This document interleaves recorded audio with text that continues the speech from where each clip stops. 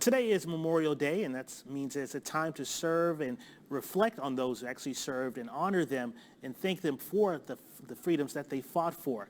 And we could also use this time to look at some of the stories that they have to motivate and inspire others as well. Now, we're here with leadership expert Pete Blank, who joins us now with more. And Pete, thank you so much for being with us. First of all, Memorial Day, like we mentioned, sort of a time where we reflect on those who served. How can we use some of those stories to inspire others? Yeah, well, I think you hit it, Jonathan, and good morning, everybody. It is a day, to me, of kind of inspiration. And I think that sometimes we just think of these holidays when they come up, Veterans Day, Memorial Day, July 4th. Oh, it's a day of barbecue and beach and pool. And, while that's great, it's also very important for the inspirational factor. So again, there's so many sacrifices that were made by families and friends. And I think it's important that we share those with our kids or our grandkids. Most people probably know at least one or two people who have served. So you've got these stories that you want to pass down to them. Like my dad served in the Korean War, and I want to make sure that my kids know what he did. I've got some photos and stories that we share. So it's just a matter of making sure. And even if you don't have stories or know anybody, go to a streaming service today and find a movie. There's so many good movies. If you're looking for documentaries or real life inspiration, it's out there.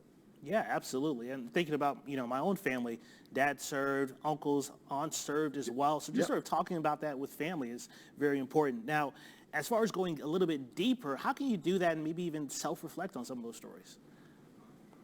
Well, it's one thing to just tell your family and tell your grandkids and tell your kids about what happened. But I always like to do these sort of reflection questions with them, which is, so what does this mean to you? What does that mean that like people died for you? So what does this mean? And again, probably not with younger kids, but it's good to be with, your older kids. And it's also time to start thinking about, well, what does this mean to me?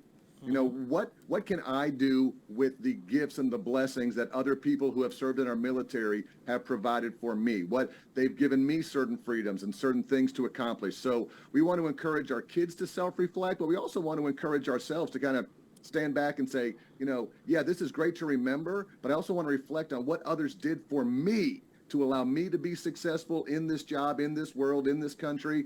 And so just take time to think about that, and it really makes the day a little more memorable. And Pete, before we go also, we're talking sort of about family, those close to us, but how can we sort of spread this out to, the community as well?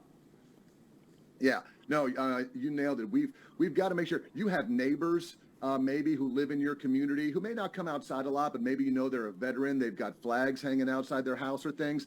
And it may be too late now. Maybe all of your barbecue plans are like made today, but be sure to involve the community, involve your neighbors. Make sure that people who have served are appreciated, are looked at in their community. Simple thank yous that go a long way to appreciate all of our people who have served. Absolutely. Absolutely. Well, Pete, we appreciate your time this morning. A little bit of Monday motivation. All is good. Always good, man. Thank you.